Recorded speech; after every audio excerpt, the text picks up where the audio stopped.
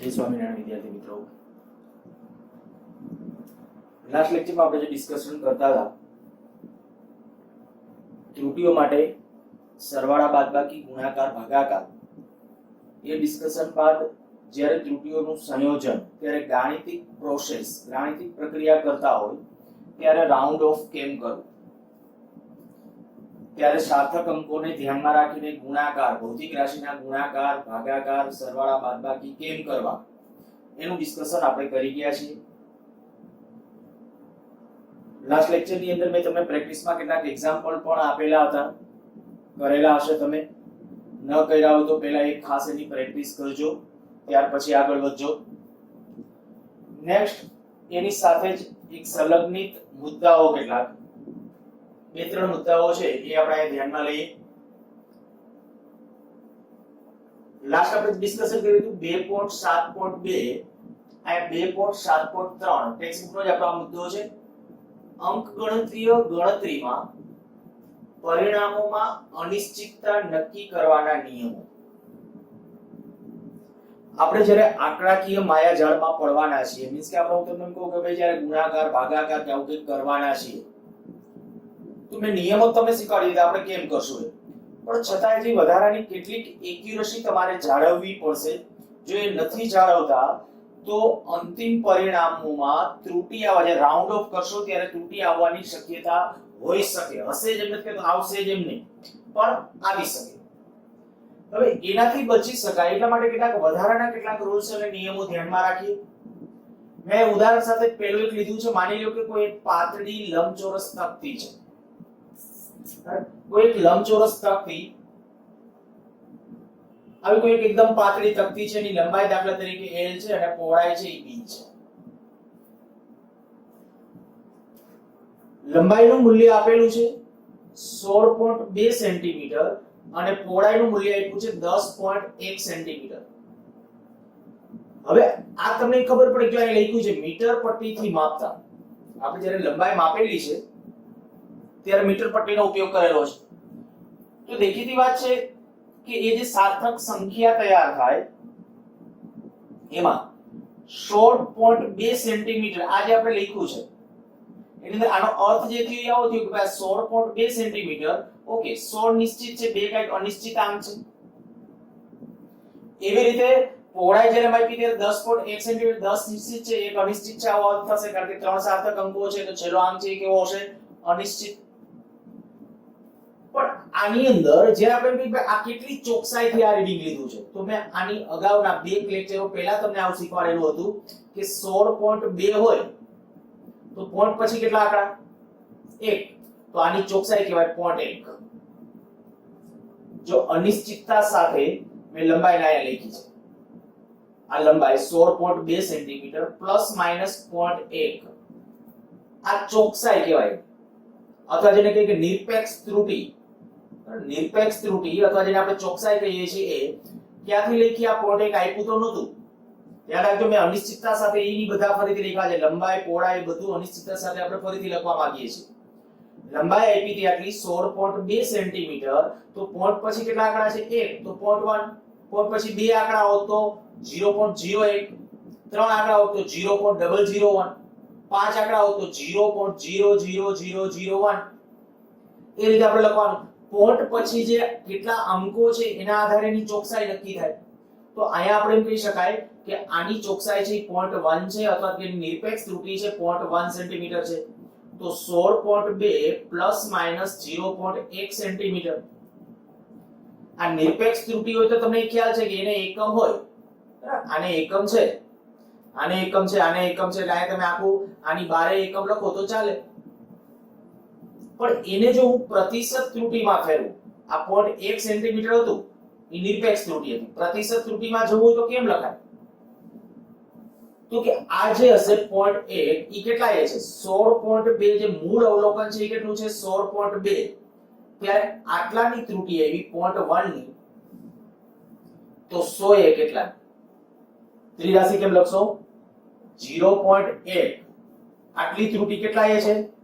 16.02 મુખ્ય રીડિંગ છે ત્યારે. ઓકે, ઊંધી ત્રિરાશિ 16.2 આટલું અવલોકન છે ત્યારે ત્રુટી કેટલી 0.1 સેન્ટીમીટર, તો 100 એ કેટલી? આવું કરશો એટલે 0.6 એટલે પર્સન્ટેજમાં વયા ગયા. ધ્યાન રાખજો કેવી રીતે કેલ્ક્યુલેટ, નહીં તો તમે તમારી રીતે પાછા સમજશો ત્યારે આપણે તમે આ 0.1 વાળું 0.6 ભૂલથી લખી નાખ્યું તો કે નહીં, આ નિરપેક્ષ ત્રુટિ છે, આ પ્રતિશત છે. પ્રતિશત ત્રુટિમાં કેમ જવાય એના માટેનો રસ્તો તમને ડાયરેક્ટલી ખ્યાલ છે. પ્રતિશત ત્રુટિનું તમને સૂત્ર હું આમ કહું કે ડેલ્ટા A/A ગુણ્યા 100. યાદ આવ્યું કઈ? આ જે હતી આપણી આ ડેલ્ટા A કઈ નિરપેક્ષ ત્રુટિ, સરેરાશ નિરપેક્ષ ત્રુટિ છેદમાં સરેરાશ મૂલ્ય ગુણ્યા 100. તો અહીંયા આપણે કહી શકાય આ નિરપેક્ષ ત્રુટિ સરેરાશ એના ભાગ્યા અને એના ગુણ્યા 100. જો આ ઈ થશે, આ જે ત્રિરાશી મેં લખી છે ઈ થશે, આ જે કીધું એ જ. એટલે જ્યારે અને આવું એમસીક્યુ માં ડાયરેક્ટલી પૂછી શકે છે. દાખલા તરીકે તમને એમ કહી દઉં, આવા પ્રશ્નો ધ્યાન રાખજો કે કોઈ એક પટ્ટીની લંબાઈ 16.2 સેન્ટીમીટર છે, તો આ લંબાઈના માપનની પ્રતિશત ત્રુટિ કેટલી? તો તમારા લંબાઈના માપનની પ્રતિશત ત્રુટિ આવે 0.6. ધ્યાન રાખજો આવા પ્રશ્નો નીટમાં પણ પૂછાયેલા છે. એ અઘરા ગણક સેલા ખૂબ સેલા છે, પણ છતાં તો એટલા માટે હું બહાર આપું છું કે તમને આવડવું જોઈએ. જે તે સમય પૂછાય અત્યારે આવડે, પણ પાછું જે તે સમયે પૂછાય ત્યારે તમને ખબર હોય પ્રતિશત ત્રુટિ કેમ મેળવાય, નિરપેક્ષ ત્રુટિ કેમ મેળવાય, સાપેક્ષ ત્રુટિ. બહુ ડિસ્કશન આપણે ત્યારે અગાઉના લેક્ચરોમાં એ કરેલું હતું. સારું, તો આવું ગમે ત્યારે હોય ત્યારે શું કરશું ભાઈ? 16.2 આ અવલોકન છે. જો 16.2 અવલોકન હોય તો આપણે કહી શકાય એમાં ચોકસાઈ કેટલી? 0.1. ઈ ચોકસાઈ જ કઈ ત્રુટિ? નિરપેક્ષ ત્રુટિ. તો એ નિરપેક્ષ ત્રુટિ આપી છે. હવે પ્રતિશત ત્રુટિમાં જવું હોય તો શું થાય? તો કે નિરપેક્ષ ત્રુટિ છેદમાં મૂળ અવલોકન, એટલે મૂળ અવલોકન એટલે આ ગુણ્યા 100 કરો એટલે આવી જશે 0.6. અથવા મેં આ ત્રિરાશી લખી, એક જ છે એ બે. તો 16.2 સેન્ટીમીટર પ્લસ માઈનસ 0.6 પ્રતિશતમાં લખીને. પણ હવે એકમ જો આ સેન્ટીમીટર આયા લખી નાખ્યું. આ ધ્યાન રાખજો, આ તો અગાઉ મેં કીધું હતું કારણ કે પ્રતિશત ત્રુટિ કે સાપેક્ષ ત્રુટિને એકમ ન હોય એટલે આયા બ્રેકેટ કરીને એકમ લખો ખરેખર એ ખોટું છે, એ ન લખી શકાય. ફરજિયાત આને એકને જ એકમ છે, આને એકમ નથી. અચ્છા, આ રીતે પહોળાઈ b આપેલી હતી. જો પહોળાઈ b કેટલી આપેલી છે? b બરાબર 10.1 સેન્ટીમીટર. જો પહોળાઈ 10.1 સેન્ટીમીટર આપેલી છે તો ચોકસાઈ કેટલી? 0.1. કારણ કે પોઈન્ટ પછી કેટલા આંકડા છે? 1. પોઈન્ટ પછી એક જ માત્ર આંકડો છે તો 0.1 એની ચોકસાઈ કહેવાય, એટલે કે નિરપેક્ષ ત્રુટિ થઈ 0.1. તો 10.1 પ્લસ માઈનસ 0.1 આને જો પ્રતિશતમાં ટ્રાન્સફર કરું કેમ? તો કે આ ભાગ્યા આ એના ગુણ્યા 100. ડેલ્ટા A/A ગુણ્યા 100. ડેલ્ટા A તરીકે આ ભાગ્યા આ ડેલ્ટા B લખાય. અહીંયા B છે એટલે અહીંયા A લખું તો L લખો તો ચાલે. આ 0.1 ભાગ્યા 10.1 ગુણ્યા 100 એવું કરશો એટલે 1% આવશે. તો આ લખી નાખ્યું. હવે આ તો ખાલી કેમ રીડિંગ લખજો કે એક લખાણ આપણે કીધું ને અંક ગણતરીના પરિણામો અનિશ્ચિતતા કેમ લખી શકાય એના જુદા જુદા જે રૂલ્સ છે, જુદા જુદા કેટલાક નિયમો, કેટલીક બાબતો, બધું કેટલાક નિયમો છે, કેટલીક ચોકસાઈઓ કેમ રાખવીની બધા મુદ્દાઓ પાડીને આપણે લખીએ છીએ. તેમાં પહેલી બાબત આપણે સ્પષ્ટ કરી નાખી કે આવું ગમે ત્યારે રીડિંગ આપેલું હોય તો એના ઉપરથી ચોકસાઈ મીન્સ કે નિરપેક્ષ ત્રુટિ નક્કી કરતા આવડવી જોઈએ. બરાબર, આવી રીતે આમ આપેલું છે તો ટૂંકમાં એનું પોઈન્ટ પછી કેટલી આંકડા સુધી છે એક્યુરસી દર્શાવે છે ને એના ઉપરથી એ વસ્તુ છે એ નક્કી થશે. અચ્છા, ચાલો આગળ વધીએ. માની લો કે મારે ક્ષેત્રફળ નક્કી કરવું છે. જો ક્ષેત્રફળ નક્કી કરવું છે તો ક્ષેત્રફળ એટલે શું થાય? લંબાઈ ગુણ્યા પહોળાઈ. લંબાઈ કેટલી આપી હતી? 16.2 સેન્ટીમીટર. 16.2 સેન્ટીમીટર. પહોળાઈ કેટલી આપી હતી? 10.1 સેન્ટીમીટર. આ લંબાઈ, આ પહોળાઈ. બરાબર, આ લંબાઈ અને પહોળાઈના મૂલ્યો લખી નાખ્યા. જ્યારે કેલ્ક્યુલેટરમાં ગુણાકાર કર્યો ત્યારે ગુણાકાર આવ્યો 163.62 સેન્ટીમીટર સ્ક્વેર. કારણ કે આ સેન્ટીમીટરમાં તો આ સેન્ટીમીટર એટલે સેન્ટીમીટર સ્ક્વેર થઈ જશે. તો 163.62 સેન્ટીમીટર સ્ક્વેર. આમાં કેટલા સાર્થક અંકો? ગુણાકાર છે બે ભૌતિક રાશિનો. સાર્થક અંક કેટલા? 3. આમાં કેટલા? 3. તો તમારો 3 સાર્થક અંકો સાથે જવાબ હોવો જોઈએ. તો 1 2 3. ચોથો જેને પડતો મૂકવાનો છે એ જુઓ, 5 કરતા મોટો છે તો એક વધારી દો એટલે આ 164. તો 164 સેન્ટીમીટર સ્ક્વેર આ ક્ષેત્રફળ થયું. પણ હજી આ ત્રુટિ સહિત નથી. ધ્યાન રાખજો, આ ત્રુટિ સહિત તમારો આન્સર નથી. જો ત્રુટિ સહિત લખવું હોય તો કે ક્ષેત્રફળમાં મળતી ત્રુટિ, આ ક્ષેત્રફળનું સૂત્ર આ છે તો આમાં કેમ લખાય? પ્રતિશત ત્રુટિ જો મારે ડાયરેક્ટ લખવી હોય તો આ શું થશે? a ડેલ્ટા A/A ગુણ્યા 100. કારણ કે આ બેનો ગુણાકાર છે તો ગુણાકાર હોય તો કઈ ત્રુટિના સરવાળા થાય? સાપેક્ષ ત્રુટિ અને પ્રતિશત ત્રુટિના. મેં આ પ્રતિશત ત્રુટિ લખી છે. આપણે આમ લખતા ડેલ્ટા a બાય a બરાબર delta l upon l plus delta b upon b, બસ 100 વડે ગુણી નાખ્યું ડાયરેક્ટ પ્રતિશતમાં જવા માટે. તો ડેલ્ટા a અપોન a ગુણ્યા 100, ડેલ્ટા l અપોન l ગુણ્યા 100, ડેલ્ટા b અપોન b ગુણ્યા 100. હવે આ કેટલું હતું? ડેલ્ટા l પ્રતિશત ત્રુટિ કેટલી હતી? l માં કેટલી હતી? 0.6. તો આ 0.6. આમાં કેટલી હતી? તો કે 1%. આ આપી છે, આ 1% આપણે ગણતરી કરી લીધી છે. 1%. તો કેટલી આવી? 1.6%. તો કે શું હજી આપણો એ આન્સર છે? આયા જુઓ જોઈએ, એક્યુરસી પૂર્વક વ્યવસ્થિત રીતે જુઓ. આ જે છે આ એક પ્રતિશત ત્રુટિ છે, આ બીજી પ્રતિશત ત્રુટિ છે. આમાં સાર્થક અંક કેટલા? 1. આમાં કેટલા? 1. પણ આ તો સરવાળો છે. સરવાળો હોય તો દશાંશ ચિહ્ન પછી જુઓ. ટોટલ સાર્થક, જો કે આમાં ટોટલ સાર્થક જોશો તો તમે જવાબ સાચો લાગશે, પણ રિયલમાં એ વિચારવાની પદ્ધતિ ખોટી કહેવાય. આપણે જ્યારે આપણે એમ કહીએ કે આ પ્લસ છે તો સરવાળા કે બાદબાકી હોય તો શું જવાનું? દશાંશ ચિહ્ન પછી. આમાં દશાંશ ચિહ્ન પછી કેટલા સંખ્યા છે? આમાં દશાંશ ચિહ્ન પછી કેટલી સંખ્યા છે? 1. આમાં એકેય નથી. તો એનો અર્થ થાય જો આનું તમારે રાઉન્ડ ઓફ ખરેખર કરવાનું હોય ને, આનું રાઉન્ડ ઓફ આ જગ્યાએ આ તમારે શોધવાનું હોય તો પ્રતિશત ત્રુટિ માત્ર શોધવી હોય અહીંયા તો શું કરો? અહીંયા જો પ્રતિશત ત્રુટિ શોધવાની હોત તો આ આપણે કહી શકાય એક જ અંક જોવાનો હતો. આપણે કે અહીંયા દશાંશ ચિહ્ન પછી અહીંયા એક અંક છે, અહીંયા એકેય નથી, તો આપણે દશાંશ ચિહ્ન પછી એકેય અંક ન જોઈએ. તો એકડો આ દશાંશ ચિહ્ન આયા પછી આંકડો જોતો નથી, તો આનું જ રાઉન્ડ ઓફ કરવાનું. તો અહીંયા આગળ એક ઉમેરી દેશો, આ 2 થઈ જશે, 2%. જો પ્રતિશતમાં જવું હોય તો ત્યાં તમારા માટે થઈ જશે કેટલું? 2%. અચ્છા, પણ આપણે હજી શું કર્યું છે? તો વચગાળાનો છે. આપણે ફાઇનલી આપણો જે આન્સર મારે જે જોઈએ છે, માની લો કે આપણે નિરપેક્ષ ત્રુટિ સાથે આન્સર જોઈએ છે, તો પાછા ઊંધી પરિસ્થિતિમાં જાઓ. ચલો, a બરાબર શું લખ્યું? તો કે 164. પહેલા તમારે આ લખવું હોય તો છૂટો. આ જે આપણા માટે કે આ એક્ઝેક્ટલી આપણા સાચો જવાબ નથી, પણ આ લખવું હોય તો લખો 163.62 સેન્ટીમીટર સ્ક્વેર પ્લસ માઈનસ આ 1.6%. પણ એ આપણો સાચો એક્ઝેક્ટ જવાબ નથી, કારણ કે આપણે રાઉન્ડ ઓફ કરી લખવું પડે. તો આનું જે રાઉન્ડ ઓફ કર્યું એ કેટલું આવ્યું? 164. તો 164 લખી નાખ્યા. પ્લસ માઈનસ આ પર્સન્ટેજ ને પાછા નિરપેક્ષ ત્રુટિમાં લઈ ગયા. આ પ્રતિશત મીન્સ કે પ્રતિશત ત્રુટિ છે 1.6%, એને પાછી શેમાં ટ્રાન્સફર કરી? નિરપેક્ષ ત્રુટિમાં. ઈ કેમ કરાય? તો કે આ જ પરિસ્થિતિ, બરાબર. આપણે જે આયા ત્યારે ક્ષેત્રફળ માટે છે, જો અહીંયા હું તમને એમ કહું આની ગણતરી કદાચ આપણે કેટલી છે? 1.6% છે. હું આના બરાબર આ પ્રતિશત ત્રુટિ કહેવાય કે નહીં? આ પ્રતિશત ત્રુટિ છે, તો આના બરાબર કેટલા? 1.6%. 1.6%. હવે શું કરો? આ 100 પહેલા અહીંયા લઈ જાઓ, પછી આ a વડે ગુણી નાખો, લાવ થાય ડેલ્ટા a બરાબર 1.6 100 અને a મીન્સ કે a કેટલું હતું? તો કે અહીંયા આપણા પાસે a જે હતું એ આટલું હતું 163.62 અથવા તો 164. તો એ લઈ લેશો a તરીકે 164, આ 1.6 ભાગ્યા 100 એવું સાદુરૂપ આપશો એટલે તમારો આન્સર જે છે 2.6 આવશે. ધ્યાન રાખજો, નહીતર કેટલાકને હજી લોચો જ લાગશે હો એમને. ખાલી શું કરવાનું? પ્રતિશતમાંથી નિરપેક્ષમાં જવું હોય તો પેલા 100 વડે ભાગી નાખવાનું. પેલા 100 વડે ભાગી અને મૂળ એનું જે અવલોકન હોય ને એના વડે ગુણી નાખવાનું.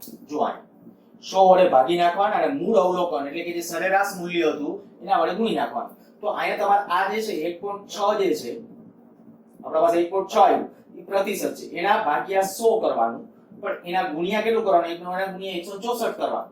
તો એ તમારો આન્સર આવશે ને 2.6 આવશે. તો આ થઈ ગઈ એની તમારી નિરપેક્ષ ત્રુટિ. પણ હજી આપણને ખબર છે કે ભાઈ આપણે નિરપેક્ષ ત્રુટિ કે ગમે એ લખો એની એક્યુરસી આમાં જુઓ જોઈએ. અહીંયા નિરપેક્ષ ત્રુટિ હતી કેટલી હતી? પોઈન્ટ પછી એક આંકડો. આમાં નિરપેક્ષ ત્રુટિ કેટલી હતી? પોઈન્ટ પછી એક આંકડો, બરાબર. અહીંયા પોઈન્ટ પછી એક અંક છે, અહીંયા પોઈન્ટ પછી એક અંક છે. જો નિરપેક્ષ ત્રુટિને મારે ખરેખર આ સંદર્ભમાં એમ દર્શાવવી હોય, પોઈન્ટ 1 છે, અહીંયા આપણે આ પોઈન્ટ 1 છે, પણ અહીંયા ગુણાકાર આવ્યો. ધ્યાન રાખજો, આ બે વચ્ચેનો ગુણાકાર આવ્યો. ત્યાર પછી હવે તમારે ક્યાં રૂટ ને તો પ્રતિશત ઉપરથી ચાલવા જવું પડે. તો પ્રતિશત ઉપરથી જે આપણે નક્કી કરવા ગયા તો અહીંયા આપણે ખબર પડી કે આ જે ત્રણ આ પ્રતિશતમાં શું થવાનું? તો કાંઈ બે ભૌતિક રાશિનો ગુણાકાર આવશે. તો ટોટલ સાર્થક અંકને કન્સિડર કરવાના હોય અને એને જ્યારે ધ્યાનમાં રાખો તો અહીંયા કેટલા છે? 1.6. આ જે 1.6 છે રિયલમાં આપણે કીધું કે આમાં પ્રતિશત ત્રુટિ કેટલા હતી? 1%. અહીંયા કેટલી હતી? 0.6%. તો તમારે એક સાર્થક અંક સાથે જવાબ આપવાનો છે. તો આ 2.6 ને બદલે એક સાર્થક અંકમાં ટ્રાન્સફર થાવ કેટલું આવશે? 3. જોજો મેં કીધું ખાસ એવું લાગે તો હજી ફરીથી એક વખત આને આ રિપીટ કરજો, પછી આગળ વધજો. જેટલી એક્યુરસી પહેલેથી મગજમાં બેસી જશે ને એટલું તમને આગળ જતા તમારો કોન્ફિડન્સ વધારે હશે. નહીતર પછી જે કંઈક સ્વીકારી જેવા જેવું લાગશે. ફરીથી હું ખાલી એક વખત આટલું બોલું છું. આપણે શું કરવાનું હતું મેં કીધું એ પ્રમાણે તમને લંબાઈ આપેલી હતી 16.2, પહોળાઈ આપેલી હતી 10.1. તો મેં આની ચોકસાઈ કીધી. આની ચોકસાઈ કેટલી? 0.1. આની ચોકસાઈ 0.1. એના ઉપરથી પ્રતિશતમાં લખી નાખ્યું. હવે આ પ્રતિશત ત્રુટીઓ છે તમારા પાસે. હવે પછી મારે ક્ષેત્રફળ નક્કી કરવાનું હતું. તો પેલા ક્ષેત્રફળ એટલે લંબાઈ ગુણ્યા પહોળાઈ એટલે ક્ષેત્રફળ આવી ગયું. આપેલા એમ આને રાઉન્ડ ઓફ અહીંયા અત્યારે હજી ન કરો, ચાલે. અહીંયા રાઉન્ડ ઓફ નહીં કરવા. આ તો ખાલી ક્ષેત્રફળ માંગ્યું હોત, ત્રુટી સહિત નહીં, ખાલી એમનો ક્ષેત્રફળ, તો આ જવાબ આવે. આ દાખલા તરીકે આ જવાબ છે. પછી તો કે આમાં મળતી પ્રતિશત ત્રુટી, એમાં મળતી પ્રતિશત, આ બે વચ્ચે ગુણાકાર છે. તો આપણે અગાઉ બે લેક્ચર પહેલા શીખી ગયા છીએ કે જો બે ભૌતિક રાશિનો ગુણાકાર હોય તો કઈ ત્રુટી લખવી જોઈએ. તો કઈ ત્રુટી આવશે? ત્યારે એ વખતે આવશે સાપેક્ષ ત્રુટી. તો l માં મળતી સાપેક્ષ ત્રુટી કેટલી? ડેલ્ટા l બાય l ગુણ્યા 100. b માં મળતી કેટલી? ડેલ્ટા b બાય b ગુણ્યા 100. હવે ડેલ્ટા l બાય એટલે l માં મળતી પ્રતિશત ત્રુટી 0.6% અને આમાં કેટલી? 1%. તો આવી કેટલી? 1.6%. તો મારે ખરેખર પહેલું રીડિંગ, અચ્છા અહીંયા છે હું એક ખાલી ખોટું નથી, ખાલી આ એક લખું છું કારણ કે આપણે આ પરિણામ આપણે ડાયરેક્ટ લઈને અમે ચોકડી મારી છે. આપ જોવા જાવ એ ચોકડી છે, મીન્સ કે જવાબ સાચો નથી એક્ઝેક્ટલી, પણ આપણે પહેલા હું એક વખત આ મૂલ્ય લખું છું કે 163.62 163.62 સેન્ટીમીટર સ્ક્વેર પ્લસ માઈનસ 1.6%. ત્યાં 164 લખ્યું હોય તો ખોટું નથી, બરાબર? 163.62 સેન્ટીમીટર સ્ક્વેર પ્લસ માઈનસ 1.6%. પણ 1.6% જે પ્રતિશત હતું એને પાછી સમાન ટ્રાન્સફર કરવું નિરપેક્ષમાં. તો કે નિરપેક્ષમાં ટ્રાન્સફર કરવું હોય કેમ કરાય? તો કે નિરપેક્ષમાં જો ટ્રાન્સફર કરવું હોય તો કે નિરપેક્ષમાં ટ્રાન્સફર કરતી વખતે આપણે શું કરવાનું કીધું તો હમણાં કે આ દાખલા તરીકે આપણા પાસે આ જે પ્રતિશત ત્રુટી છે એ કેટલી છે? 1.6. તો મેં આવું કીધું કે એનું જે સાચું મૂલ્ય હોય એના વડે ગુણાકાર કરી નાખો એટલે 1.6 ગુણ્યા આ કરી નાખો અને ભાગ્યા 100 કરી નાખશો એટલે આવી જશે 2.6. તો આ 2.6 આવ્યું. પણ આનું રાઉન્ડ ઓફ કર્યું. આ રાઉન્ડ ઓફ હજી હજી આ સ્ટેપમાં ન કરું ને અહીંયા કરવું હોય તોય છું, બરાબર? ગમે તે આપણો ફાઇનલ આન્સર આ છે. આ ખોટો એટલા માટે હજી આપણે આને શું કામ ખોટો આપણે ઠેરવેલો છે? તો કે અહીંયા આપણો આ 2.6 સેન્ટીમીટર સ્ક્વેર આનું રાઉન્ડ ઓફ નથી કર્યું. હવે આનું રાઉન્ડ ઓફ કેમ કરવાનું? તો કે અહીંયા શું હતું? આ 1.6 ખરેખર ક્યાંથી આવ્યા છે? તો કે આ બેનો સરવાળો છે. આ બેનો સરવાળો છે. સરવાળામાં શું જોવાનું હોય? દશાંશ ચિહ્ન પછી અંકોની સંખ્યા. આમાં દશાંશ ચિહ્ન પછી કેટલા અંકો છે? એક પણ નહીં. તો તમારા જવાબની અંદર છે દશાંશ ચિહ્ન પછી એક પણ અંક ન આવવો જોઈએ. તો અહીંયા 2.6 દશાંશ ચિહ્ન પછી એક અંક છે તો તમારે એક અંક કાઢી નાખવો છે. તો એનો અર્થ કે દશાંશ ચિહ્ન પછી આ બધા અંક કાઢી નાખવાના હોય તો આ 6 નું રાઉન્ડ ઓફ કરવું પડશે. તો 6 ને રાઉન્ડ ઓફ કરવા જશો એટલે આપણે થશે શું? આમ ખરેખર તો આ 2 જે છે 2 અંક લખી નાખ્યો પણ 6 છે 5 કરતા મોટો છે તો આગળની સંખ્યામાં 1 ઉમેરી દો એટલે 3 થઈ જશે. તો આપણે કહી શકાય કે આ થઈ ગયો આપણા માટે એક સાર્થક અંક સાથેનો જવાબ, મીન્સ કે દશાંશ ચિહ્ન પછી એક અંક આવવો જોઈએ નહીં. હવે લગભગ સમજાઈ ગયેલું હોવું જોઈએ. ખાસ મેં કીધું જ્યાં સુધી હજી તમારું મગજ આમ એક્યુરેટ કામ ન કરે, હજી જરૂર લાગે તો રિવિઝન કરજો એકાદ વખત. ચલો નેક્સ્ટ, ત્યાર પછી જે બીજી વાત છે, બીજો પોઈન્ટ, જો કોઈ પ્રાયોગિક મૂલ્યોનો ગણ n સાર્થક અંકો સુધી દર્શાવેલ હોય તો આ મૂલ્યોના સંયોજનથી મળતા પરિણામમાં પણ n સાર્થક અંકો માન્ય છે. આ તો આપણે ડિસ્કશન ઓલરેડી કરી ગયા છીએ. જો કોઈ પ્રાયોગિક મૂલ્યોનો ગણ, પ્રાયોગિક મૂલ્યો છે, આપણે આવર્તકાળ માપવાનો દાખલા તરીકે પ્રયોગ કરેલો હોય અથવા બીજો કોઈ ગમે એનું માપનના કોઈ પ્રયોગ હોય, એના પ્રાયોગિક મૂલ્યો ઘણા બધા લીધા હોય, સાદા લોલકના આવર્તકાળનો દાખલા તરીકે આપણે એક્સપેરિમેન્ટ કરેલો હોય અને એ વખતે એમ કહો પહેલો આવર્તકાળ, બીજો આવર્તકાળ, ત્રીજો આવર્તકાળ, આ બધા ઘણા બધા ગણ સેટ લીધા હોય તો એમાં n સાર્થક અંકો સુધી દર્શાવે, બધામાં આપણે n સાર્થક અંકો દાખલા તરીકે લીધેલા હોય તો આ મૂલ્યોના સંયોજનથી મળતા પરિણામમાં પણ n સાર્થક અંકો જ માન્ય છે. તો એનું ફાઇનલ પરિણામ જે આવે એમાં પણ તમારે ફરજિયાત n સાર્થક અંકો દર્શાવવા જોઈએ. મેં કાંઈ ખાલી બાદબાકીનું એક આવું એક ઉદાહરણ લીધું છે. માની લો કે 12.9 આ ગ્રામ છે, અહીંયા 7.06 ગ્રામ છે. તમે એમ કહેશો કે ભાઈ આમાં સાર્થક અંકો કેટલા છે? તો આમાં સાર્થક અંકો 3 છે. આમાં સાર્થક અંકો કેટલા છે? 3 છે. આમાંથી આ બાદ કરશો એટલે કેલ્ક્યુલેટરમાં આન્સર આવશે 5.84 ગ્રામ. પણ એ આન્સર તમે ખોટો લખ્યો છે, સાચો આન્સર છે આ. કારણ કે ભૂલ ન કરતા સરવાળા બાદબાકીમાં કેવી રીતે શું જોવાનું હોય? દશાંશ ચિહ્ન પછીના અંકો જોવાના હોય. તો આમાં દશાંશ ચિહ્ન પછી કેટલા અંક છે 1, આમાં કેટલા છે 2, તો તમારા જવાબની અંદર દશાંશ ચિહ્ન પછી કેટલા આંકડા આવવા જોઈએ? માત્ર ને માત્ર 1 અંક. તો દશાંશ ચિહ્ન પછી એક જ અંક જોઈએ તો 8 આ રાખવાનો છે, તો પછી નાને છે એ કાઢી નાખવાનો છે. તો આનું રાઉન્ડ ઓફ આપણે મીન્સ કે આ 4 છે તો કઈ કરવાની જરૂર નથી. 8 નો 8 એમ છોડી દો, 5.8 ગ્રામ એ આપણો સાચો આન્સર છે. નેક્સ્ટ જો સાર્થક સંખ્યાના મૂલ્યોમાં અંકો સહિત દર્શાવેલ સાપેક્ષ ત્રુટિ માત્ર n પર આધારિત નથી.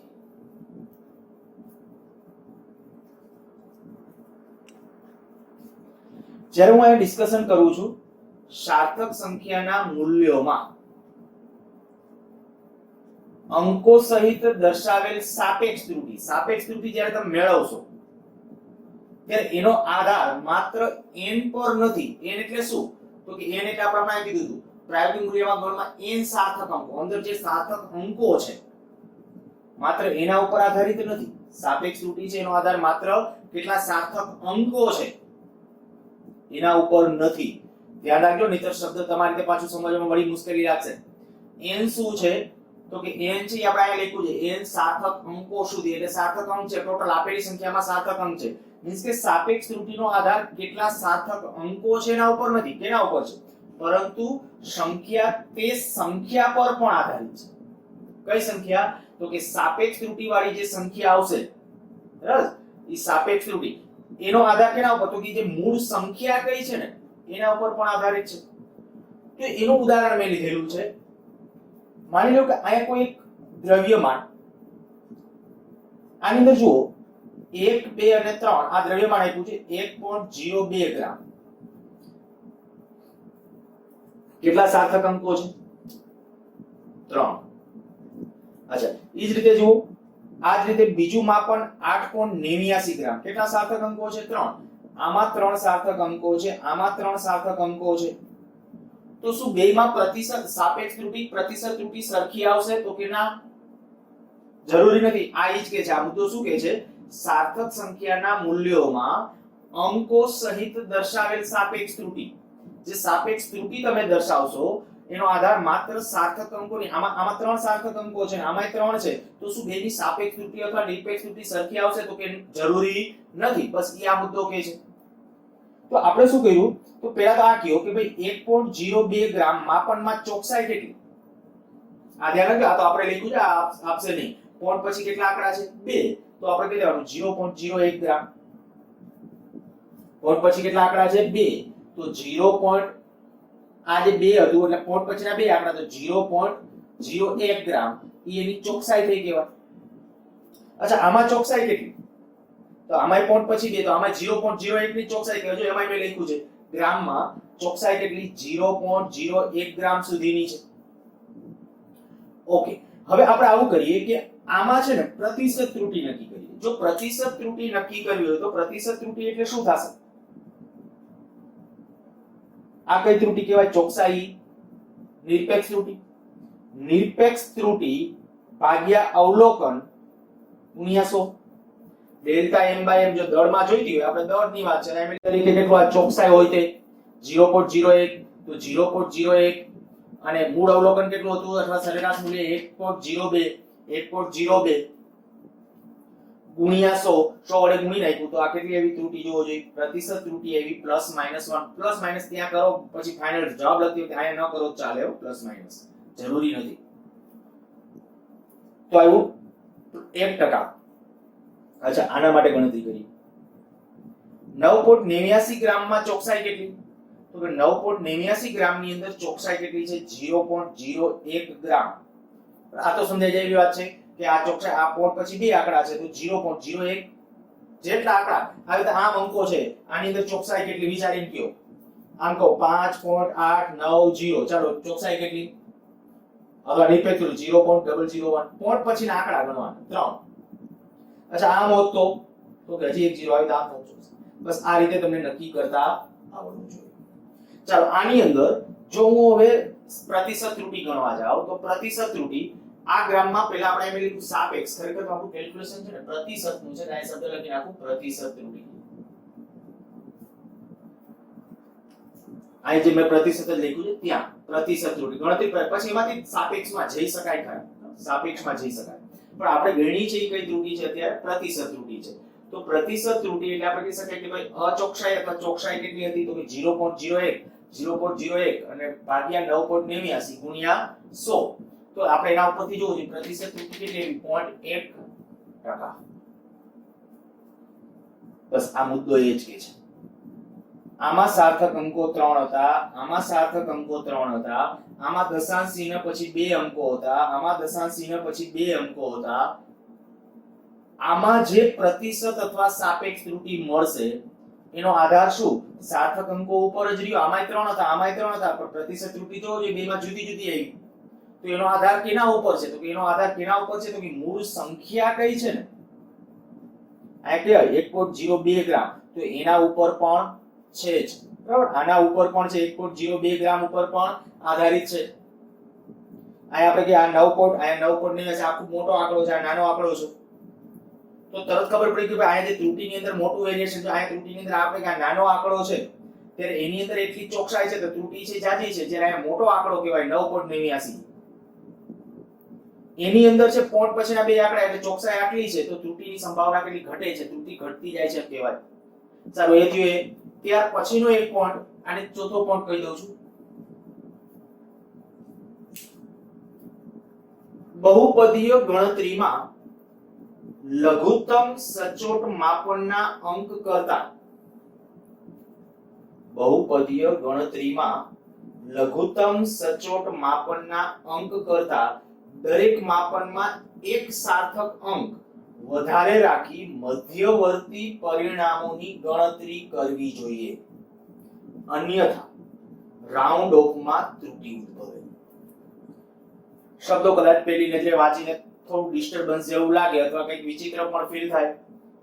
બહુપદીય જેમાં જાજા સ્ટેપ ઉતરતા હોય, એક સ્ટેપ કર્યું પછી બીજા સ્ટેપમાં જવાનું હોય, વળી ત્રીજા સ્ટેપ, તો એ બહુપદીય કહેવાય. એક કરતા ટૂંકમાં જાજા. ગણતરીમાં લઘુત્તમ સચોટ માપનના અંક કરતા દરેક માપનમાં એક સાર્થક અંક વધારે રાખવો અને મધ્યવર્તી પરિણામો જોવા. અને નહીતર પછી શું થાય, ફાઇનલી જ્યારે રાઉન્ડ ઓફ કરશો ને ત્યારે તકલીફ ઊભી થઈ શકે. હવે એના માટે એક ઉદાહરણ, દાખલા તરીકે જો આ મુદ્દાને સમજવા માટે દાખલા તરીકે 9.58 ના વ્યસ્તનું વ્યસ્ત મેળવવું છે. એટલે તમને એ તો ખબર પડે કે 9.58 નું તમે વ્યસ્ત કરો અને પાછું એનું વ્યસ્ત કરો તો મૂળ 9.58 આવી જવું જોઈએ, બરાબર. હવે એને સમજાવવા માટે જો મેં શું કર્યું, ધારો કે x બરાબર 9.58 એટલે x ધારો કે ન ધારો ચાલે, પણ એ 9.58 નું આપણે પહેલા વ્યસ્ત કરવું છે. એના વ્યસ્તને હું y નામ આપું છું, તો y બરાબર 1/x. હવે આમાં સાર્થક અંકો કેટલા છે? x ની અંદર સાર્થક અંક કેટલા છે? તો તમે કહી શકશો કે ભાઈ x ની અંદર સાર્થક અંક છે 3, બરાબર. આમાં 3 સાર્થક અંક છે, તો આનો જ્યારે ભાગાકાર કર્યો કે કેલ્ક્યુલેટરમાં કંઈક આવો જવાબ આવશે. હવે કેલ્ક્યુલેટરમાં જે આવ્યા કેટલા અંકો છે? તો કે પોઈન્ટ પછીના છે એ 9 અંક છે, પોઈન્ટ પછીના. હવે આ તો શું કહેવાય? ભાગાકાર કહેવાય. ભાગાકાર હોય તો શું જોવાનું? તો કે જો ભાગાકાર હોય તો તમે લઘુત્તમ સાર્થક અંકો જોશો. લઘુત્તમ સાર્થક અંક તમે કહેશો આમાં સાર્થક અંક કેટલા? તો કે 1. આમાં કેટલા? 3. તો કે જવાબમાં કેટલા હોવા જોઈએ? 1. આમાં ક્યાં 1 છે? પેલા તો 1 એ ખોટું છે. કેમ? તો કે ભૌતિક રાશિ આપણી આ છે અને એના સાર્થક અંકો જોવાના હોય.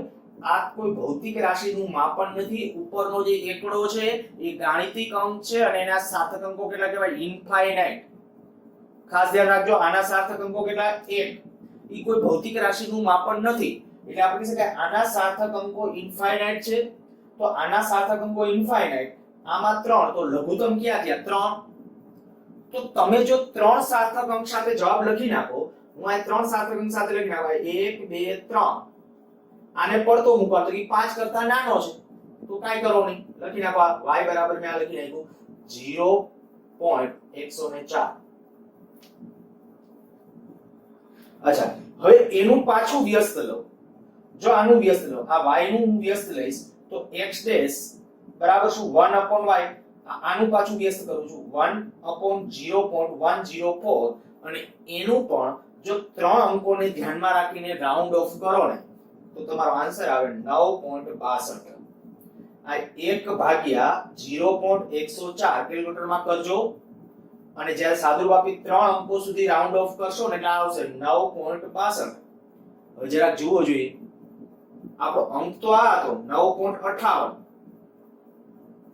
9.58 એના વ્યસ્તનું વ્યસ્ત મેળવવું તો એનો વ્યસ્ત મેળવો, એનું રાઉન્ડ ઓફ કર્યું મેં અને પાછું આનું વ્યસ્ત મેળવું તો જે જવાબ આવ્યો એ જવાબ તો જુદો છે. આને ખરેખર આ ચલાવી શકાય.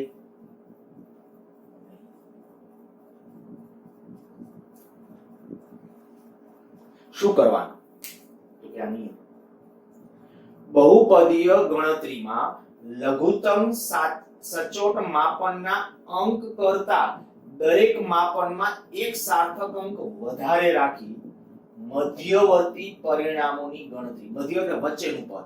તો આ હું તમને કહી શકું કે હું આ x નું વ્યસ્ત લખીને y કરું, y તો મારું વચ્ચેનું એક પદ છે, એ ફાઇનલ આન્સર નથી.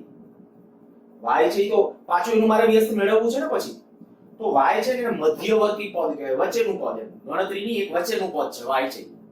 તો શું કરવાનું કહે છે તો કે મધ્યવર્તી પરિણામોની ગણતરી કરવી હોય તો ત્યારે શું કરવાનું તો કે ત્યારે એક અંક વધારે રાખવો. જો એક સાર્થક અંક વધારે રાખી મધ્યવર્તી પરિણામોની ગણતરી કરવી જોઈએ. તો હવે એક સાર્થક અંક વધારે રાખો નિયમમાં.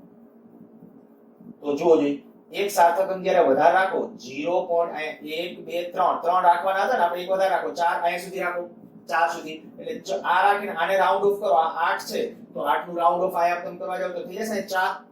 એટલે જોવો જોઈએ, આ મેં આ કર્યું છે, આ બાજુમાં પાછું એવું કર્યું છે 4 અંકો, એક વધારાનો અંક રાખ્યો સાર્થક અંક.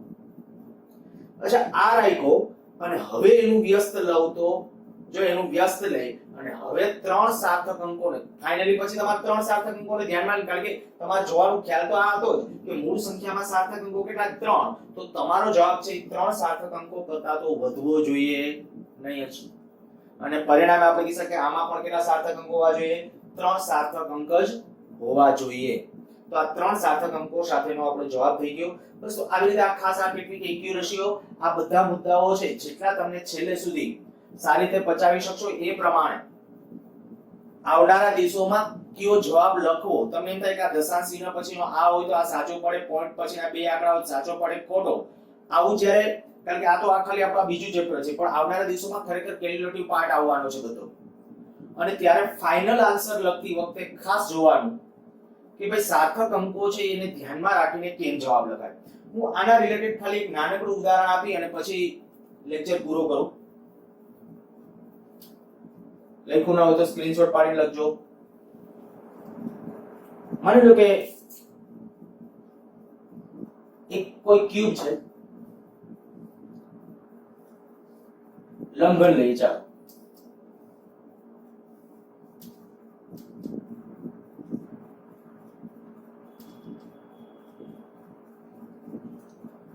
આની લંબાઈ, આ પહોળાઈ, આ ઊંચાઈ. માની લો લંબાઈ છે 10.20 સેન્ટીમીટર, પહોળાઈ છે 8.01 સેન્ટીમીટર, ઊંચાઈ છે 5.4 સેન્ટીમીટર. તમને એમ કહે છે કે આ સમઘનનું કદ, સમઘનની લંબઘનનું કદ સાર્થક અંકોને ધ્યાનમાં રાખીને મેળવો. હવે અહીંયા તો ડાયરેક્ટ તમારે કદ મેળવવું હોય તો કદ મેળવવા માટે છે એ હું તમને એમ કહું કે આ કદ માટે શું કરવાનું? લંબાઈ ગુણ્યા પહોળાઈ ગુણ્યા ઊંચાઈ. સીધું અહીંયા આમ કરશો તો 10.20 ગુણ્યા 8.01 ગુણ્યા 5.4. હવે તમે જોજો ગુણાકાર છે, ગુણાકાર હોય તો શું કરવાનું હોય તમને ખ્યાલ છે? ગુણાકાર હોય તો શું કરવાનું હોય આપણે જાણીએ છીએ. આમાં કેટલા સાર્થક અંકો? 4. આમાં કેટલા? 3. આમાં કેટલા? 2. તો તમે જ્યારે આન્સર લખશો ત્યારે બે સાર્થક અંકો સાથેનો આન્સર લખજો. અત્યારે મારા પાસે કેલ્ક્યુલેટર નથી એટલે હું કેલ્ક્યુલેશન નથી કરતો, પણ આને તમે બે સાર્થક અંકો સાથે જે કાંઈ આવે બે સાર્થક અંક સાથે જવાબ લખજો રાઉન્ડ ઓફ કરી. નેક્સ્ટ હું એમ કહું મારે આ ગણતરી આમ નથી કરવી. માની લ્યો કે મારે આ ગણતરી આવી રીતે આમ કરવી છે કે પહેલા છે ને ક્ષેત્રફળ મેળવી લો. આ તળિયું છે ને આ તળિયાનું ખાલી આટલાનું ક્ષેત્રફળ મેળવી લો. જો ક્ષેત્રફળ a તો a એટલે શું કરીશ? લંબાઈ ગુણ્યા પહોળાઈ. હવે લંબાઈ ગુણ્યા પહોળાઈ કરીશ તો લંબાઈ એટલે કેટલી હતી? 10.20 ગુણ્યા પહોળાઈ એટલે 8.01. આ બેનો ગુણાકાર કરીશ અને જે જવાબ આવશે એમાં શું કરશું? કેટલા સાર્થક અંકો રાખશું? આમાં કેટલા છે? 3. આમાં કેટલા છે? 4. તો તમે કહેશો 3 સાર્થક અંકો સાથે આનો જવાબ આ મળી જાય. પછી માની લો કે મારે કદ જ મેળવવું, પણ કદ મેળવવા માટે આવું કરવું છે, ક્ષેત્રફળ ગુણ્યા ઊંચાઈ. કરાય ને? આ તમને ખ્યાલ છે કે આ ક્ષેત્રફળ તમે જાણો છો અને એને ગુણ્યા ઊંચાઈ કરી નાખો તો આનું કદ મળી જાય. તો આથી તમને જે ક્ષેત્રફળ મળશે એના ગુણ્યા ઊંચાઈ કરી નાખશો. આ ક્ષેત્રફળ જે આવે એના ગુણ્યા ઊંચાઈ. ઊંચાઈ કેટલી હતી? 5.4 સેન્ટીમીટર. અને પછી જે જવાબ આવે એનું કેટલા અંકો ધ્યાનમાં રાખીને રાઉન્ડ ઓફ કરશો? બે સાર્થક અંકોને ધ્યાનમાં રાખીને રાઉન્ડ ઓફ કરશો તો શું આને આ જવાબ એક સરખા આવશે જ? તો કે આવી શકે, આવશે જેવું તો ન કહી શકાય. એટલા માટે આયા કેવા આંકડાઓ છે ને કારણ કે જો આયા તમે રાઉન્ડ ઓફ કર્યું 3 અંકોને ધ્યાનમાં રાખી, કારણ કે આ તો વચગાળાની એક ગણતરી છે. તમારે મેળવવાનું છે તો કદ, અને જો કદ મેળવવું છે તો વચગાળાની જે મધ્યમાં જેટલા પદ રહ્યા આપણે લીધું મધ્યવર્તી પરિણામ. મધ્યવર્તી એટલે વચ્ચેમાં તમે ગણતરી કરતા જે પદને તમે આપ્યા ક્ષેત્રફળ ગણ્યું તો એમાં તમારે શું કરવાનું? તો કે આમાં 4 સાર્થક અંકો તો આમાં 3, તો ખરેખર તમારા જવાબમાં 3 લખવાના, પણ 3 ને બદલે આ મધ્યવર્તી પદ છે એટલે કેટલા લખવાના? એક વધારે લખવાનું એટલે 4 લખવાના. અને 4 લખ્યા પછી અહીંયા જે આવે એના ગુણ્યા 5.4 કરીને રાઉન્ડ ઓફ કરશો તો હવે અહીંયા જે જવાબ આવશે એ જવાબ અહીંયા હશે. તો હશે. સારું, તો આવી કેટલીક બાબતો છે એ ખાસ ધ્યાનમાં રાખજો. નેક્સ્ટ હવે કેટલાક ઉદાહરણના એના દાખલાઓ છે પણ એ આવતા લેક્ચરની